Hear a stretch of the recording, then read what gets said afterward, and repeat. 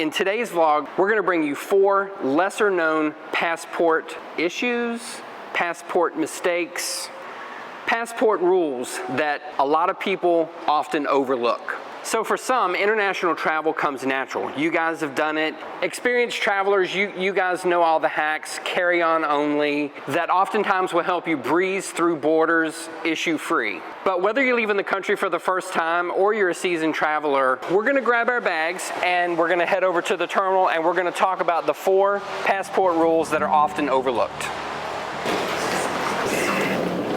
Going up to level 3, departures. I got a secret, y'all. Todd doesn't know this yet, but I really have to pee. So do I. Who am I kidding? So tip number 1 is to watch out for torn pages on your data sheet of your passport. That's the page that has your passport information and your picture on it. Make sure there's no tears on it. That could be an indication of a falsified or fake passport. Believe it or not, even a tiny rip in the identification page of your travel document can render you ineligible to travel to certain destinations. Before booking flights to any destination, particularly in Southeast Asia, where passport rules are more strictly observed, you should ensure that your data page is in perfect condition and there are no visible tears or signs of deterioration that impede identification. Oh yeah, another tip for you guys when you're traveling internationally, these currency exchanges, they are a horrible ripoff. We ordered our money through Bank of America. It took 2 days to come in, and the exchange rate was much less than what you would pay at the airport or at the destination when you arrive in the country. The next tip is to avoid traveling with a weathered passport book. Traveling constantly can cause irreparable damage to a passport, since it may be exposed to drastic changes in weather, more humidity than it had been safely stored at home, or mishandled by check-in staff or border authorities. Travelers who have held the same passport for a good number of years, it could show signs of obvious overuse, such as visa pages in poor condition or a disconfigured appearance, which may include an unrecognizable cover, but it may put you in trouble with border officers. They're mainly concerned with the chip inside your passport. Every modern passport carries one that allows foreign entities to identify a traveler and verify they are the travel document's rightful bearer. So just keep in mind that as your passport shows its age and it gets used, just remember to maybe get one of those cases to keep your passport in. What is it we keep ours in?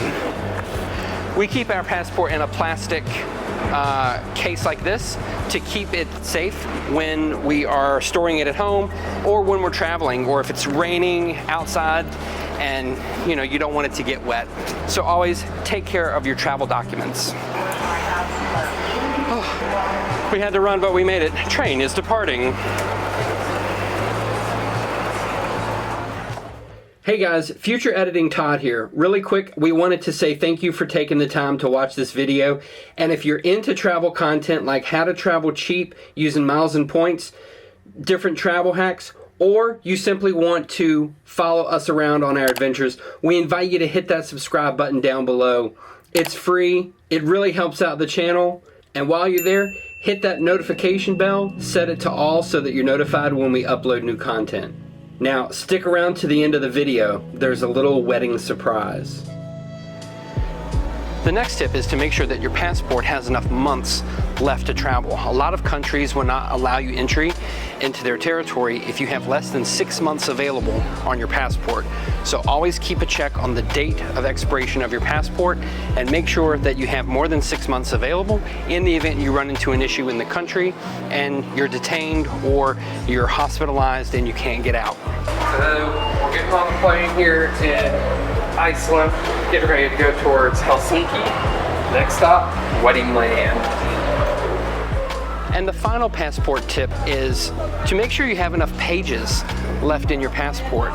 If you travel frequently and you get stamps in a bunch of countries, you may fill up all the pages. And if you arrive at a country and there are no pages left to stamp your passport, then they won't let you in. So make sure that you have enough pages of empty visa pages in your passport.